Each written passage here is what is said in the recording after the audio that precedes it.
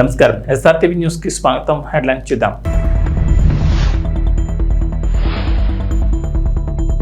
నేడు తెలంగాణ బడ్జెట్, పలు శాఖలకు అధిక కేటాయింపులు.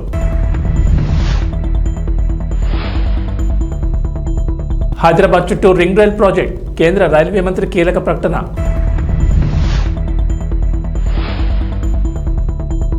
ఏపీలో మందుబాబులకు శుభవార్త, కీలక ప్రకటన చేసిన ప్రభుత్వం.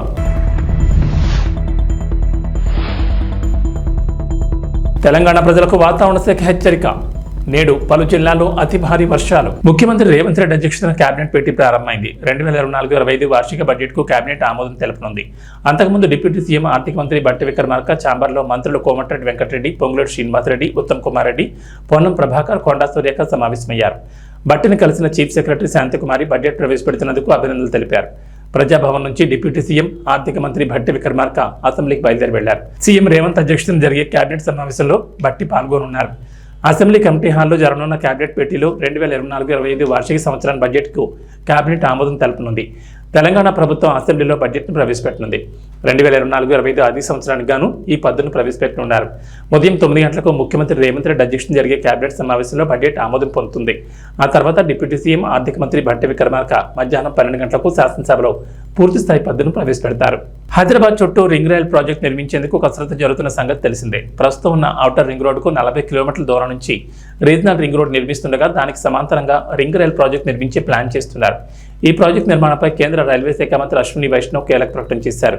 రింగ్ రైల్ ప్రాజెక్టు నిర్మాణంపై కసరత్తు చేస్తున్నామని చెప్పారు. త్వరలో ఈ ప్రాజెక్టుకు సంబంధించిన పూర్తి వివరాలు వెల్లడిస్తామన్నారు. మంగళవారం కేంద్ర బడ్జెట్ను ప్రవేశపెట్టగా రైల్వే బడ్జెట్లో కేటాయింపుల వివరాలను మంత్రి అశ్విని వైష్ణవ్ వెల్లడించారు. రైల్వే బడ్జెట్లో తెలంగాణకు మొత్తం 5,336 కోట్లు కేటాయించినట్లు తెలిపారు. ప్రస్తుతం తెలంగాణలో రాష్ట్రంలోని వివిధ ప్రాంతాల్లో 32,946 కోట్ల విలువైన ప్రాజెక్టుల పనులు కొనసాగుతున్నాయని వెల్లడించారు. రాష్ట్రంలో ఇప్పటి వరకు ట్రైన్ నెట్వర్క్ విద్యుదీకరణ 100% పూర్తయిందన్నారు. ఎన్డీఏ అధికారంలోకి వచ్చిన తర్వాత గత 10 ఏళ్లలో 437 కొత్త ఫ్లైఓవర్లు, అండర్ పాస్లు నిర్మించినట్లు చెప్పారు. అసెంబ్లీలో ముఖ్యమంత్రి నారా చంద్రబాబు నాయుడు కీలక ప్రకటన చేశారు. వైఎస్ఆర్సీపీ హయాంలో జరిగిన మద్యం కుంభకోణంపై శ్వేతపత్రం విడుదల చేశారు. కీలక అంశాలను ప్రస్తావించారు. మద్యం విధానం స్థానంలో కొత్త మద్యం బార్ల విధానాన్ని తీసుకొస్తామని, నిపుణుల కమిటీ లేదా కేబినెట్ సబ్ కమిటీతో మద్యం విధానంపై అధ్యయనం చేయిస్తామన్నారు. ఈ ఎక్సైజ్ పాలసీని అత్యుత్తమ ఆచరణలతో ఉండేలా దీన్ని రూపొందిస్తామని, మద్యం ధరలను సమీక్షించి పేదలకు అందుబాటు ధరలో నాణ్యమైన మద్యం లభించేలా చూస్తామని చెప్పుకొచ్చారు.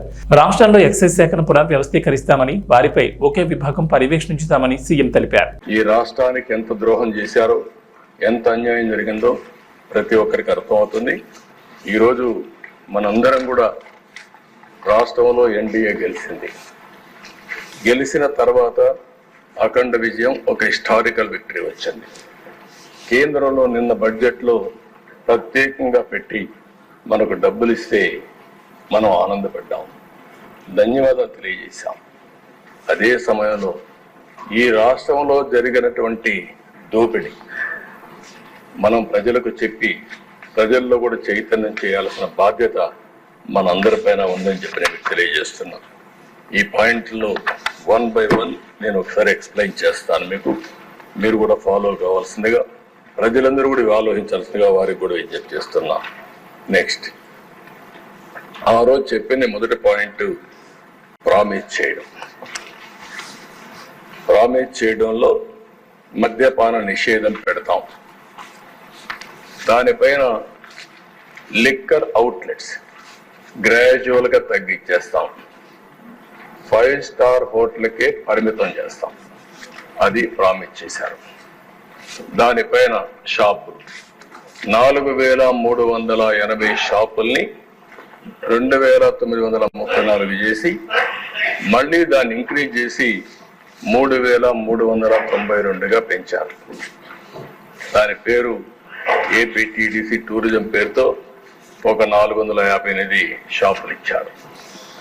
బార్లు 2019లో ఎన్ని ఉన్నాయో 840 ఉంటే ఆ 840 అట్లనే పెట్టే పరిస్థితికి వచ్చారు. ఇక్కడ మీరు చూస్తే పేరు మద్యపాన నిషేధం, కమిట్మెంట్ లేదు. అదే మరిగా ఇంటెన్షన్ మాత్రం డిఫరెంట్ ఇంటెన్షన్ పెట్టుకున్నారు.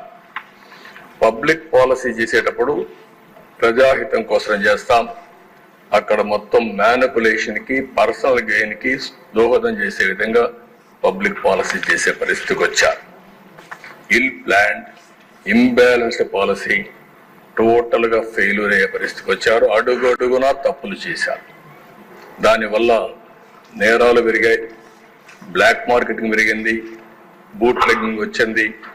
మొత్తం ప్రజల ఆరోగ్యంతో కూడా చెలగాటమాడే పరిస్థితికి వచ్చారు. నెక్స్ట్ ఇక్కడ మీరు చూసినప్పుడు అనేక మీటింగుల్లో చూసాం, మాట్లాడితే ధరలు పెంచుకుంటూ పోతే ఆటోమేటిక్గా తాగే వాళ్ళు తగ్గుతూ వస్తారు. దానివల్ల రాష్ట్రం బాగుపడిపోతుంది. ఇదే కుర్చీలో ఆ ఉపన్యాసాలు అందరూ విన్నారు, మీరు కూడా విన్నారు, బయట విన్నారు. క్వాలిటీ ఆఫ్ లైఫ్ పెరిగిపోతుందని చెప్పారు. అయితే జరిగింది మీరు చూస్తే 75% పెంచారు. 1-2% 75% పెంచారు. ఎక్కడ ప్రాపర్ అనాలిసిస్ లేదు, మైండ్ అప్లికేషన్ చేసే పరిస్థితి లేదు. ఎందుకంటే దొంగ పని చేయాలంటే ఏమైనా చేస్తారు, పట్టుకోలేని పరిస్థితి ఉన్నప్పుడు విచ్చలబిడితనం కూడా వస్తుంది. అదే జరిగింది. మీరు ఫస్ట్ ఇది మీరు చూస్తే ఏదైతే ARET introduced at flat rate for bottle through 422 GO number 39/2019 category వారుగా అక్కడ పెట్టారు. మీరు IMFL FL అని పెట్టి 60-90 మిల్లీలీటర్స్, 180, 375, 750 ఇట్లా డిఫరెంట్ మిల్లీలీటర్స్ పెట్టారు. ఆ రోజు 10 రూపాయలు, 60-90. అదే కిందికి వస్తే 4/5/2020 వీళ్ళు అధికారంలోకి వస్తానే కొత్త జీవో తీసుకొచ్చారు 128. అందులో 10 రూపాయలు 20 రూపాయలు చేశారు, 20 రూపాయలు 40 రూపాయలు చేశారు, 40, 80, 80, 160. అదే మరిగా 100 రూపాయలది 240, 250, 480. అదే నెక్స్ట్ డే ఇది చేసింది 4/5/2020 129 జీవో నెంబర్. 1 డేలో మార్చారు. మార్చి మళ్ళీ 20, 40, 40, 80, 80, 160, 160, 320, 240, 480, 480, 960. అంటే పిచ్చతనం కాకపోతే మైండ్ ఉండేవాడు ఎవడు చేడి పనులు. అంటే ఏది చేసినా ఆంధ్రప్రదేశ్ లో కూటమి నేతలు కార్యకర్తలు ఎదురుచూపులకు ఎండ్ కార్డ్ పడబోతుందా? త్వరలోనే శుభవార్త వినబోతున్నారా? అవుననే సంకేతాలు కనిపిస్తున్నాయి. టీడీపీ, జనసేన, బీజేపీలు నామినేటెడ్ పోస్టుల భర్తీపై కసరత్తు చేస్తున్నాయి. ఈ మేరకు పదవుల పంపకాలపై ఓ క్లారిటీకి వచ్చినట్లు తెలుస్తోంది. 3 పార్టీలు నామినేటెడ్ పదవిని భర్తీ చేయడంపై ఓ ఒప్పందానికి వచ్చినట్లు సమాచారం. ఈ మేరకు 3 పార్టీలు త్వరలోనే ఈ పదవుల పంపకాలను చేపట్టే అవకాశం ఉంది అంటున్నారు. 3 పార్టీల మధ్య కుదిరిన డీల్ ప్రకారం టీడీపీ ఎమ్మెల్యేలు ఉన్న చోట 60% నామినేటెడ్ పోస్టులు ఆ పార్టీ నేతలు, కార్యకర్తలకే దక్కుతాయి. మిగిలిన వాటిలో 30% జనసేన శ్రేణులకు, మిగతా పదవులు బీజేపీకి ఇస్తారు. జనసేన ఎమ్మెల్యేలు ఉన్న చోట 60% పోస్టులు ఆ పార్టీ నేతలు, కార్యకర్తలకు ఇస్తారు. 30% పోస్టులు టీడీపీకి, 10% బీజేపీకి కేటాయిస్తారు. బీజేపీ ఎమ్మెల్యేలు ఉన్న చోట ఆ పార్టీకి 50% పదవులు, మిగిలిన 50% టీడీపీ, జనసేనలకు ఇచ్చేలా ఒప్పందం చేసుకున్నట్లు తెలుస్తోంది. అయితే అధికారికంగా ఎలాంటి ప్రకటన రాలేదు. మాజీ మంత్రి పెద్దిరెడ్డి రామచంద్రారెడ్డిని అనర్హుడిగా ప్రకటించాలంటూ హైకోర్టులో పిటిషన్ దాఖలైంది. బీసీవైపీ జాతీయ అధ్యక్షుడు బోడే రామచంద్ర యాదవ్ దాఖలు చేసిన ఎన్నికల పిటిషన్పై బుధవారం హైకోర్టు విచారణ జరిగింది. పెద్దిరెడ్డి ఎన్నికల అఫిడవిట్లో స్థిరాస్తుల వివరాలను పేర్కొనకుండా గోప్యంగా ఉంచినందుకు ఎమ్మెల్యేగా అనర్హుడిగా ప్రకటించాలని రామచంద్ర యాదవ్ కోరారు. పెద్దిరెడ్డి ఎన్నికల అఫిడవిట్లో తన భార్యకు సంబంధించిన 142 స్థిరాస్తులను పేర్కొనలేదనడంతో ఆ వాదనను ధృవీకరిస్తూ ఆ ఆస్తుల వివరాలతో అఫిడవిట్ వేయాలని పిటిషనర్కు కోర్టు సూచించింది. అలాగే పోలింగ్లో పెద్దిరెడ్డి తర్వాత అత్యధిక ఓట్లు పొందిన టీడీపీ అభ్యర్థిగా పోటీ చేసిన చల్లా రామచంద్రారెడ్డి పేరును పిటిషన్లో ప్రతివాదుల జాబితాలో చేర్చాలని పిటిషనర్కు సూచించింది. ఈ పిటిషన్పై విచారణను ఈ నెల 31కి హైకోర్టు వాయిదా వేసింది. ఆంధ్రప్రదేశ్ ప్రభుత్వానికి ప్రముఖ విద్యా సంస్థ భారీ విరాళాన్ని అందించింది. ముఖ్యమంత్రి సహాయ నిధికి శశి విద్యా సంస్థల చైర్మన్ బోరుగుపల్లి వేణుగోపాలకృష్ణ ముఖ్యమంత్రి చంద్రబాబుకు కోటి విరాళం అందించారు. వెలగపూడిలోని రాష్ట్ర సచివాలయంలో మంత్రి కందుల దుర్గేష్తో కలిసి చెక్కును సీఎంకు అందజేశారు. వేణుగోపాలకృష్ణ సంస్థ ప్రతినిధులను చంద్రబాబు అభినందించారు. రాష్ట్రానికి తమ వంతుగా సాయం అందించాలనే ఉద్దేశంతో ఈ ₹1 అందజేశామన్నారు ఆ సంస్థ ప్రతినిధులు. మరోవైపు ఆస్ట్రేలియా హై కమిషనర్ ఫిలిప్ గ్రీన్తో ముఖ్యమంత్రి చంద్రబాబు భేటీ అయ్యారు. ఆంధ్రప్రదేశ్లో పెట్టుబడి పెట్టడానికి ఆస్ట్రేలియా పారిశ్రామికవేత్తలకు తమ ప్రభుత్వం ఆహ్వానం పలుకుతుందంటూ చంద్రబాబు ట్వీట్ చేశారు. శక్తివంతమైన రాష్ట్ర సంస్కృతి, విస్తారమైన సామర్థ్యం గురించి ఫిలిప్ గ్రీన్తో చర్చించానని, రాష్ట్రంలో అనుకూలమైన ప్రభుత్వం, పర్యావరణ వ్యవస్థ వేచి చూస్తున్నాయని అన్నారు. అలాగే ముఖ్యమంత్రి చంద్రబాబును సచివాలయంలో తానా సభ్యులు కలిశారు. ఆంధ్రప్రదేశ్ అసెంబ్లీ ఎన్నికల్లో ఘన విజయం సాధించడంపై శుభాకాంక్షలు తెలిపారు. పార్టీ విజయం కోసం కృషి చేసిన ఎన్ఆర్ఐలను చంద్రబాబు అభినందించారు. తెలంగాణ అసెంబ్లీ సమావేశాల్లో భాగంగా కేంద్ర బడ్జెట్లో తెలంగాణకు అన్యాయం జరిగిందన్న అంశంపై శాసనసభలో వేడి చర్చ జరిగింది. ఈ చర్చలో భాగంగా అన్ని పార్టీలు తమ తమ అభిప్రాయాలను వెల్లడించారు. ఈ క్రమంలో అధికార పక్షానికి ప్రతిపక్ష నేతలకు మధ్య మాటలెంతో నడవగా చివరికి సీఎం రేవంత్ రెడ్డి ప్రవేశపెట్టిన తీర్మానానికి బీఆర్ఎస్ మద్దతు తెలిపింది. కాగా బీజేపీ ఎమ్మెల్యేలు వ్యతిరేకిస్తూ సభ నుంచి వాకౌట్ చేయడం గమనార్హం. కేంద్ర బడ్జెట్లో తెలంగాణకు అన్యాయంపై రాష్ట్ర ప్రభుత్వం పెట్టిన తీర్మానాన్ని తాము ఏకగ్రీవంగా ఆమోదిస్తామని హరీష్ రావు వెల్లడించారు. కేంద్ర బడ్జెట్లో తెలంగాణ రాష్ట్రానికి అన్యాయం జరిగిందనేది వాస్తవమని హరీష్ రావు తెలిపారు. ఈ అన్యాయంపై రాష్ట్ర ప్రభుత్వం ఢిల్లీకి అఖిలపక్షాన్ని తీసుకెళ్తామంటే వచ్చేందుకు తాము సిద్ధంగా ఉన్నామన్నారు. అంతేకాదు బడ్జెట్లో రాష్ట్రానికి మొండి చేయి చూపించినందుకు నిరసనగా సీఎం రేవంత్ రెడ్డి ఢిల్లీలో దీక్ష చేస్తామంటే తాము మద్దతిస్తామన్నారు. అయితే అందుకు సీఎం రేవంత్ రెడ్డి స్పందిస్తూ మాజీ సీఎం కేసీఆర్ దీక్షకు వస్తానంటే తాను తప్పకుండా ఢిల్లీలో దీక్ష చేస్తానని వివరించారు. సభానాయకుడు కూడా అయ్యల పేర్లు చెప్పుకొని మేనేజ్మెంట్ కోటాలను సభానాయకుడు మాట్లాడొచ్చా? ఇది సంస్కారమా? ప్లీజ్. మరి నేను ఒక సభ్యుడిని, నా హక్కులు కూడా మీరే కదా కాపాడాలా? వారు మాట్లాడినప్పుడు తప్పకుండా సమాధానం చెప్పాలా? అధ్యక్ష, నేను ఒకటే చెప్తా ఉన్నాను. అధ్యక్ష తమరిని కోరేది, ఈరోజు మేము స్పష్టంగా చెప్తున్నాం, గవర్నమెంట్ ఏదైతే చర్చ ప్రారంభించిందో ఆ చర్చను మేము స్వాగతిస్తున్నాము, 100% సమర్థిస్తున్నామనే మాట నేను చెప్తా ఉన్నా. అయితే ఒకటేమంటే భవిష్యత్తులోనైనా శ్రీధర్ బాబు గారు, ఈరోజు మీరు బిజినెస్లో రెజల్యూషన్ అని ఇచ్చారు, భవిష్యత్తులో పెట్టండి.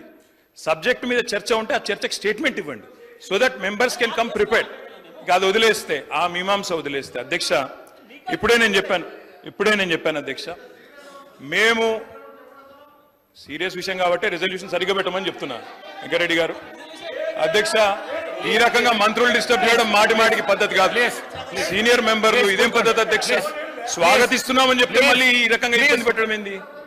ఇంత ఓపిక లేదేమో అధ్యక్ష. వెంకటరెడ్డి గారు ప్లీజ్ కూర్చోండి. అధ్యక్ష ప్లీజ్, నేను ఇస్తాను, కూర్చోండి. అధ్యక్ష మేము క్లియర్ గా చెప్పేది, మేము అధ్యక్ష అధికార పక్షంలో ఉన్నా, ప్రతిపక్షంలో ఉన్నా, ఏ పక్షంలో ఉన్నా మేము తెలంగాణ ప్రజల పక్షం అధ్యక్ష. మేము ఈరోజు ఈ కాంగ్రెస్ పార్టీ కాంగ్రెస్ ప్రభుత్వం ప్రవేశపెట్టిన ఈ చర్చను ఎందుకు సమర్థిస్తున్నాము, ఎందుకు స్వాగతిస్తున్నామంటే, తప్పకుండా రాష్ట్ర విశాల ప్రయోజనాల దృష్ట్యా, రాజకీయ ప్రయోజనాల కంటే కూడా రాష్ట్ర ప్రయోజనాలు ముఖ్యం కాబట్టి, తప్పకుండా రాష్ట్రంలోని ప్రజలకు న్యాయం జరగాలి కాబట్టి, నిన్న కేంద్ర బడ్జెట్లో అన్యాయం జరిగింది కాబట్టి తప్పకుండా ప్రభుత్వం ఈరోజు ఏదైతే చర్చను పెట్టిందో దాన్ని మేము సంపూర్ణంగా స్వాగతిస్తున్నామన్న మాట మళ్ళొకసారి చెప్తా ఉన్నా అధ్యక్ష. 8 నెలలు జరుగుతున్నా ఇంకా జాప్యం జరుగుతలేదు అని ఒక సమాధానం చెప్పారు. ఎప్పట్లోగా ఈ ప్రతిపాదనలు అమలు చేసి నియమిత రోజును ప్రకటించమవుతుందంటే ఇది పరిశీలనలో ఉంది అని గౌరవ మంత్రి గారు చెప్పారు. ఇది కాంగ్రెస్ పార్టీ మేనిఫెస్టో అధ్యక్ష. ఈ మేనిఫెస్టోలో page number 28 item number 14 TSRTC సిబ్బంది సంక్షేమం. ఆర్టీసీ కార్మికులను ప్రభుత్వ విలీన ప్రక్రియ పూర్తి చేసి 2 PRCల బకాయిలను వెంటనే చెల్లిస్తాం. వెంటనే అంటే 8 నెలలు సమయం సరిపోదా అధ్యక్ష? నంబర్ 1. నంబర్ 2, వచ్చే PRC పరిధిలోకి టీఎస్ఆర్టీసీ కార్మికులను చేరుస్తాం. నంబర్ 3, రాష్ట్ర ప్రభుత్వ ఉద్యోగులతో సమానంగా అన్ని వసతులు సదుపాయాలు కల్పిస్తాం. నంబర్ 4, ఆర్టీసీ బస్సులను ఆధునీకరించి విస్తరిస్తాం. అధునాతనమైన సౌకర్యాలతో కొత్త సర్వీసులను ప్రారంభిస్తాం. Number 6 and last, RTC union పునరుద్ధరణకు అనుమతి ఇస్తాం. అదేవిధంగా అధ్యక్ష, ఎందుకంటే ఇవన్నీ అధ్యక్ష గతంలో ఇవాళ మేము మా ప్రభుత్వం ఉన్నప్పుడు ఆర్టీసీ కార్మికులకు, ప్రభుత్వ ఉద్యోగులకు 43% ఫిట్మెంట్ ఇస్తే ఆర్టీసీ కార్మికులకు 44% ఫిట్మెంట్ ఇచ్చాం. గత తెలుగుదేశం ప్రభుత్వంలో కార్మికులకు కేవలం బడ్జెట్లో 100 కోట్లు పెట్టారు. కాంగ్రెస్ ప్రభుత్వం 200 కోట్లు పెట్టింది. కానీ మా ప్రభుత్వం 1000 కోట్లు, 1500 కోట్లు, 1500 కోట్లు బడ్జెట్ లో పెట్టి ఆర్టీసీ సంస్థను మేము కాపాడాలి. గౌరవ సీనియర్ శాసన సభ్యులు హరీష్ రావు గారికి తెలిసి కారణాలు ఏమిటి? దెన్ లాస్ట్ క్వశ్చన్ అధ్యక్ష, మనకు కార్మికులకు సంబంధించి మోటార్ ట్రాన్స్పోర్ట్ యాక్ట్ ఉంటుంది. డ్రైవర్లు కానీ కండక్టర్లు కానీ 8 గంటల కంటే ఎక్కువ పని చేయకూడదని ఉంటుంది. ఇందులో మహిళా కండక్టర్లు కూడా ఉన్నారు. కానీ వాళ్ళని 16 గంటలు 18 గంటలు పని చేయించడం వల్ల పని ఒత్తిడికి లోనై దాదాపు కొన్ని వందల సంఖ్యలో కార్మికులు చనిపోతున్నమాట వాస్తవమా? మహాలక్ష్మి పథకం వచ్చిన తర్వాత ఓవర్లోడ్ కావడం ద్వారా పని గంటల భారం పెరిగి దానికి సరిపడా మీరు డ్రైవర్లను కండక్టర్లను నియామక చేయకపోవడం వల్ల ఒక్కొక్కరు 16 గంటలు 18 గంటలు పనిచేసి కార్మికులు ఇబ్బంది పడుతున్న విషయం ప్రభుత్వం దృష్టికి వచ్చిందా? దానికి అనుగుణంగా కండక్టర్ల డ్రైవర్ల నియామకం ఎప్పట్లోగా చేస్తారు. సో మళ్ళీ ఒకసారి ఫైనల్గా దయచేసి మేము ప్రభుత్వాన్ని రాజకీయాలకు పోకుండా వెంటనే ఆర్టీసీ ఉద్యోగులను ప్రభుత్వ ఉద్యోగులుగా గుర్తించే ప్రక్రియ ఏర్పాటు చేయాలని, దాని స్పెసిఫిక్ డేట్ ఇచ్చి ఈ రాష్ట్రంలో ఎంతో ఆశలతో ఎదురు చూస్తున్న ఆర్టీసీ ఉద్యోగులకు ఈ సభ ద్వారా తీపి కబురు అందించాలని మీ ద్వారా ముఖ్యమంత్రి గారిని మంత్రి గారిని కోరుతున్నాను. పశ్చిమ గోదావరి జిల్లా భీమవరం మెంటివారి తోట 1-2 వార్డులో వరద బాధితులకు తెలుగు మహిళ నసీమా బేగం సౌజన్యంతో ముంపు గురైన నిరాశ్రయులకు సుమారు 300 మందికి భోజనాలు పంపిణీ చేశారు. ఇందులో భాగంగా మాట్లాడుతూ తోట సీతారామలక్ష్మి, స్థానిక ఎమ్మెల్యే పులపతి రామాన్యాల ఆదేశాల మేరకు మెంటే పార్థసారథి, మెంటే గోపి, గంటా త్రిమూర్తులు, ముద్దుల రాము, ఏసుపాదం ఇలాంటి కార్యక్రమాలు చేయాలని, దాతలకు సహాయ సహకారాలు అందించాలని బీజేపీ, టీడీపీ, జనసేన నాయకులు, కార్యకర్తలు, వీర మహిళలు పాల్గొన్నారు.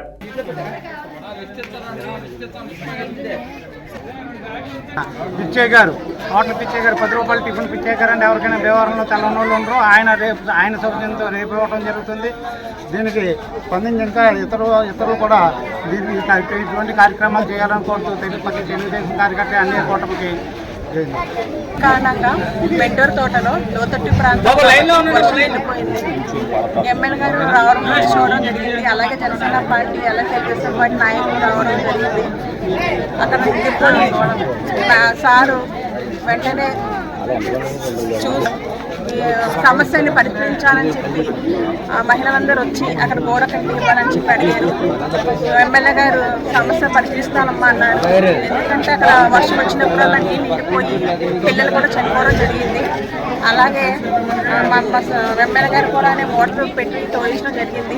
ఇలాంటి సమస్య మళ్ళీ రాకుండా ప్రభుత్వం మళ్ళీ సమస్య నాకు పరిష్కరించాలని చెప్పి అలాగే దాతలు ముందుకొచ్చి ఈ వార్డులో అన్నదానం కానీ అలాగే ఆర్థిక సహాయం కానీ చేయాలి.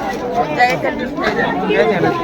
మెంటేవర్ తోటలో ఇప్పుడు వర్షాకాలంలో నీరు రావటం చాలా ప్రాబ్లంగా ఉంటుంది ప్రజలకి. కానీ ఎమ్మెల్యే గారు కూటమి ప్రభుత్వం వచ్చిన తర్వాత ఎమ్మెల్యే గారు వచ్చి ప్రజల సమస్యలన్నీ తెలుసుకొని ఇలా ఉందమ్మా అని అన్నారు. అలా తెలుసుకొని వెళ్ళారు. అలాగే ఏంటంటే ఇప్పుడు దాతలందరూ ముందుకొచ్చి ప్రతి ఒక్కరికి కూడాను వారం రోజుల నుంచి ఏదో అన్న సాయం చేస్తున్నారు. ప్రతి ఒక్కరు కూడా తోసినంత మట్టుకు. కానీ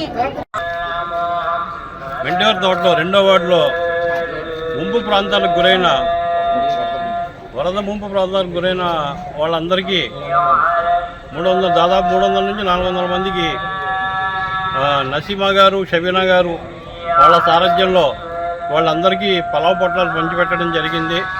ఇలాంటి కార్యక్రమాలు తెలుగుదేశం పార్టీ తప్ప ఇంకే పార్టీ చేయలేదు. కరోనాలో సైతం తెలుగుదేశం మేము సైతం అని ప్రతి ఒక్కళ్ళు కూడా సైనికుల్లా ఎంతోమంది పనిచేశారు. అలాగే ఈ ముంటి ప్రాంతాల నుంచి ఇప్పటివరకు దగ్గర వారం రోజుల నుంచి ప్రతిరోజు ఏదో ఒక వార్డులో అన్నదానాలు చేస్తూనే ఉన్నారు.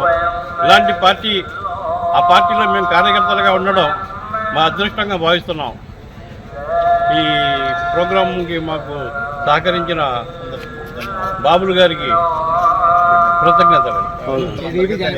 ఈ కార్యక్రమాలు ఇంకా దగ్గర ఇంకో 10 రోజుల దాకా జరుగుతాయండి. ముంపు ప్రాంతాలకు గురైన వాళ్ళు ప్రతి ఒక్కరికి ఎంతో కొంత మా తరఫున తెలుగుదేశం పార్టీ తరఫున వాళ్ళకి సహాయశక్తులు, వాళ్ళకి సహకారాలు అందిస్తానికి మేమందరం కృషి చేస్తాం. అల్లు అర్జున్ బ్రదర్ శిరీష్ హీరోగా తెరకెక్కిన బడ్డీ చిత్రం ఈ నెల 26న ప్రేక్షకుల ముందుకు రాబోతోంది. టెడ్డీ బేర్ కాన్సెప్ట్ తో యాక్షన్ డ్రామాగా ఈ సినిమా తీశారు. గాయత్రి భరద్వాజ్ హీరోయిన్ గా నటించిన ఈ చిత్రాన్ని అల్లు శిరీష్ జోరుగా ప్రమోట్ చేస్తున్నారు. ఇందులో భాగంగా పలు యూట్యూబ్ ఛానల్స్ కి ఆయన వరుస ఇంటర్వ్యూలు ఇస్తున్నారు. అయితే తాజాగా ఇచ్చిన ఇంటర్వ్యూలో హీరో ప్రభాస్ ను తెగ పొగిడేశారు శిరీష్. అయితే ఈ కామెంట్స్ ఇండైరెక్ట్ గా అల్లు అర్జున్ కి సెటైర్ వేసినట్టుగా ఉన్నాయంటూ బన్నీ ఫ్యాన్స్ ఫైర్ అవుతున్నారు. మీరు కంటిన్యూగా ఎందుకు సినిమాలు చేయడం లేదు, అలానే సెపరేట్గా మీకు పిఆర్ టీం పెట్టుకోవచ్చు కదా అంటూ శిరీష్ని యాంకర్ అడిగారు. దీనికి ఆన్సర్ ఇస్తూ ప్రభాస్ గురించి ప్రస్తావించారు శిరీష్.